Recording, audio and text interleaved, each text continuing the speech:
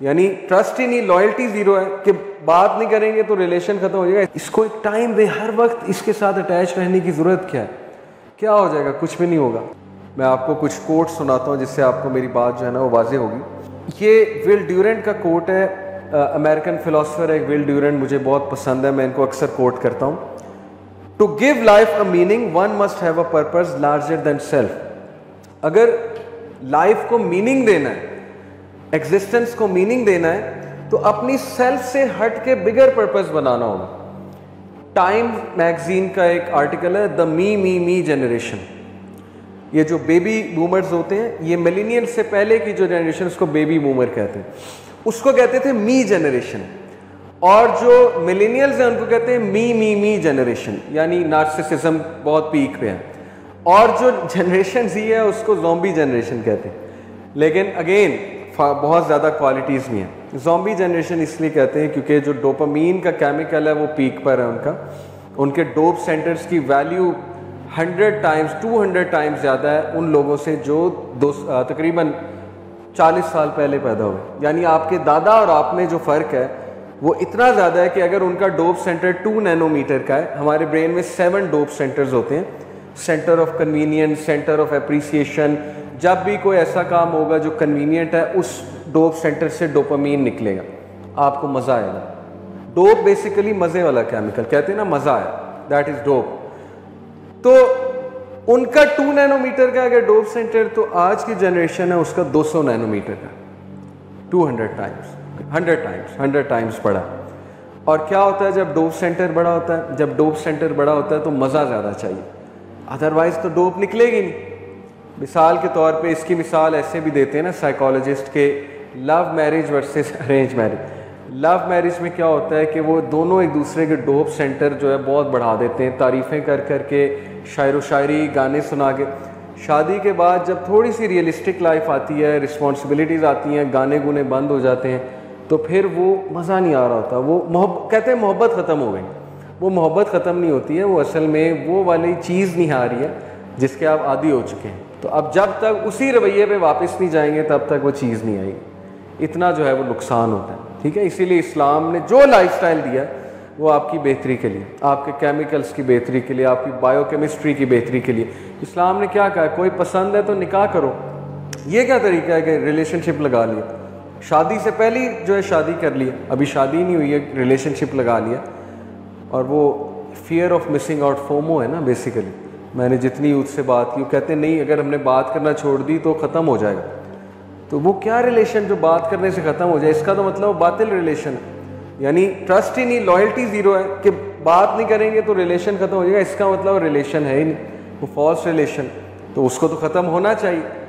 Anyway, to give life a meaning one must have a purpose larger than self. जब तक self से बाहर नहीं निकलेंगे लाइफ मीनिंगफुल नहीं होगी। लेकिन उसके लिए ज़रूरी है कि आप अपने जहन को आराम दें, आप अपने जहनों को अनप्लग तो करें, कभी इसका टाइम रखें, ठीक है ना। मैं भी स्ट्रगल करता हूँ कभी कभी इसकी स्क्रीन टाइम, इसको एक टाइम दे, हर वक्त इसके साथ अटैच रहने की ज़रूरत क्या है? क्या हो जाएगा? कुछ भी नहीं होगा, कुछ मिस आउट नहीं आप करेंगे, बल्कि इनफैक्ट इससे अटैच रह के आप मिस आउट कर रहे हैं। इतने मोमेंट्स मिस आउट कर रहे हैं। शायद आपने लास्ट टाइम अपनी कमरे की छत पता नहीं कब देखी होगी, आसमान तो दूर की बात है, कमरे की छत पता नहीं आपने लास्ट टाइम कब देखी होगी। गौर से आपने अपने घर का गार्डन या माँ बाप की शक्ल लास्ट टाइम गौर से कब देखी? माँ बाप का हाथ पकड़ के लास्ट टाइम गौर से कब? गौर से, ये नहीं चलते फिरते, गौर से कब देखा कि मेरे अम्मी अबू बूढ़े हो रहे हैं? देखा है हमने? नहीं देखा। क्यों? इस चीज़ ने जकड़ लिया हमें। जब ये छोटी छोटी चीज़ें मिस आउट हो रही हैं तो फिर वो बिगर चीज़ें, बिगर पर्पस, वो कहाँ, फिर उसको कहाँ सेट करेंगे आप कि मैं दुनिया में करने क्या आया था? वो तो डेफिनेटली मिस आउट होगा, क्योंकि वो तो हायर लेवल थिंकिंग है, वो तो अचीव ही नहीं हो सकती जब तक एक बंदे को वो एहसास ही नहीं हो रहा है मैं करने क्या आया हूँ। तो उसने क्या कुरान और हदीस पढ़ना, उसने क्या जो है रिलीजन को रिसर्च करना जाके, उसके लिए ज़रूरत ही नहीं है। कहता है मुझे ज़रूरत ही नहीं इस चीज़ की, तो मैं पढ़ूँ क्यों? ठीक है ना, मेरी लाइफ ज़बरदस्त जा रही है, मैं क्यों पढ़ूँ? वजह वही डिसेप्शन है। बहुत बड़े धोखे में हम, शैतान ने मुज़य्यन कर दिया अमाल। अब हम समझते हैं कि गुजारा हो सकता है, रिलीजन की कोई ज़रूरत नहीं है, गुजारा हो सकता है। फिर एक और कोट है इसका, विल स्मिथ का, बड़ा अच्छा कोट है। Will Smith is one of the decent actors. Will Smith हो गया, कियानो रीव्स हो गया, जिम कैरी, ये कुछ डिसेंट एक्टर्स हैं हॉलीवुड के। ये कहता है too many people spend money they haven't earned to buy things they don't need to impress people they don't like. कि हम जिंदगी कैसे गुजार रहे हैं कि वो चीज़ें खरीद रहे हैं जिनकी ज़रूरत नहीं है, उन पैसों से खरीद रहे हैं जो हैं ही नहीं, मॉर्गेज सिस्टम और वो लोन ले लो, स्टूडेंट लोन वगैरह वगैरह, to impress people they don't like, उन लोगों को इम्प्रेस करने के लिए जो हमें असल में पसंद ही नहीं।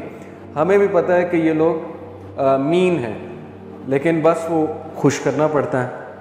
लाइफस्टाइल ऐसा बन गया ना, खुश नहीं करेंगे तो उस सर्कल में नहीं बैठेंगे, उन जैसे नहीं होंगे तो नहीं बैठेंगे। कितने यूथ आते हैं हमारे पास, उनके दोस्त इंतहाई कमीने हैं, sorry to use that word, लेकिन वो उनके साथ नहीं, दोस्ती नहीं छुड़वा सकते क्योंकि उठना बैठना उनके साथ है। वो दौलत है उनके पास, गाड़ियाँ हैं, सब कुछ है, वो उनमें जलील होते हैं जाके, लेकिन दोस्ती नहीं छोड़ सकते। क्यों?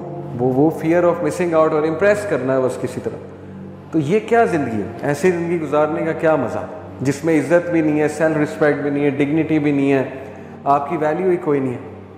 ऐसे दोस्त बनाएं जो वैल्यू करते हैं आपको, जो रिस्पेक्ट करते हैं, जो इंसानियत की बेसिस पे पसंद करते हैं आपको, वैल्यू थिंग्स की बेसिस पे पसंद नहीं करते, इस बेसिस से पसंद नहीं करते हैं कि इसके पास गाड़ी इसने रखी हुई है या इसके पास फलानी चीज़ है। और साइंस का जो फितना, unfortunately science was suppose to be a branch of knowledge जो हमें ये सिखाए कि नेचुरल वर्ल्ड को स्टडी करो और उसमें अल्लाह के साइंस देखो और उससे इंसानियत के लिए कोई फ़ायदेमंद चीज़ बनाओ। ये साइंस थी। आज साइंस क्या बन चुकी है कि रिलीजन को रद्द करना है तो साइंस, मोरालिटी को रद्द करना है तो साइंस लेकर आओ। आज मकसद ही तब्दील हो गया साइंस का। और विल ड्यूरेंट ने इसी को कोट किया कि साइंस विदाउट फिलॉसफी, फ़लसफ़े के बगैर साइंस, हर चीज़ का ना एक फ़लसफ़ा होता है। जैसे एथिक्स का एक फ़लसफ़ा है, मोरालिटी का एक फ़लसफ़ा है। क्या फ़लसफ़ा है? कि मॉरल और एथिकल आप नहीं होंगे तो ज़िंदगी नहीं चलने वाली। ये फ़लसफ़ा है, उसके पीछे की ज़रूरत है इसकी। साइंस का भी एक फ़लसफ़ा था, वो फ़लसफ़ा ये था कि साइंस से नेचुरल वर्ल्ड को स्टडी करो, स्टडी करके ह्यूमैनिटी की आसानी के लिए, आसाइश के लिए कोई चीज़ बनाओ। आज हम खुश तो बड़े होते हैं, गोरों को क्रेडिट बड़ा देते हैं कि यार मुसलमानों ने तो कुछ नहीं किया, गोरों ने बड़ी आसाइश बना दी। आर्टिफिशियल इंटेलिजेंस की वजह से रिमोट कंट्रोल जो है वो वैक्यूम क्लीनर्स आ गए, एसीज आ गए, क्या कुछ नहीं आ गया। वॉइस कमांड में पूरा घर रन होता है। लेकिन ये हमें नहीं पता है कि वो सब कुछ इजराइल, जो साइबर सिक्योरिटी में जितना आगे इजराइल है, 15 मिनट की एक डॉक्यूमेंट्री है कि how Israel controls the cyber world. ये सिर्फ देख ले यूट्यूब पे जाके और आपकी आंखें खुल जाएंगी। इस वक्त इजराइल ये कर सकता है कि जिसके पास कंप्यूटर ऑपरेटेड गाड़ी है उसको वो जैम कर सकता है, किसी भी वक्त इजराइल उसको जैम कर सकता है, उस गाड़ी, रिगार्डलेस वो गाड़ी कहाँ है और किसके पास। ये कंट्रोल है इसमें, यही दज्जालियत है। प्रॉफिट ने कहा था कि दज्जाल पूरी दुनिया को देखेगा और एक कोने से दूसरे कोने वो ट्रैवल करेगा। खैर फिर कभी बात करेंगे दज्जाल पे। लेकिन हम कहते हैं बहुत एहसान किया, एहसान नहीं किया है, सर्वेलेंस है। एहसान मुसलमानों ने किया था साइंटिफिक इन्वेंशंस करके। ठीक है, कुछ मानते हैं हम कि अच्छी चीज़ बना दी, हम यूज़ करते हैं, ये मैं यूज़ कर रहा हूँ, ये मैं यूज़ कर रहा हूँ। लेकिन थोड़ा सा स्टडी करेंगे ना, आपको पता लग जाएगा कि असल में इन चीज़ों से सर्वेलेंस कितनी होती है। स्नोडेन एक मूवी है, आप लोग स्नोडेन को जानते हैं, एडवर्ड स्नोडेन, विसल ब्लोअर होता है जो एक गवर्नमेंट के सीक्रेट्स को जो है वो एक्सपोज करता है। तो स्नोडेन, एडवर्ड स्नोडेन ने NSA के सीक्रेट्स एक्सपोज किए, उस पर पूरी हॉलीवुड ने मूवी बनाई है।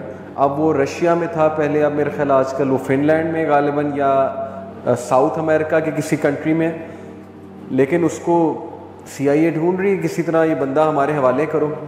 तो वो देखने से ताल्लुक़ रखती है, आपकी आंखें खुल जाएंगी कि ये जिस तरह सर्वेलेंस हो रही है ना, और जिस तरह एक एक बंदे की लाइफ का उन्हें पता है, इसके पीछे एम क्या है।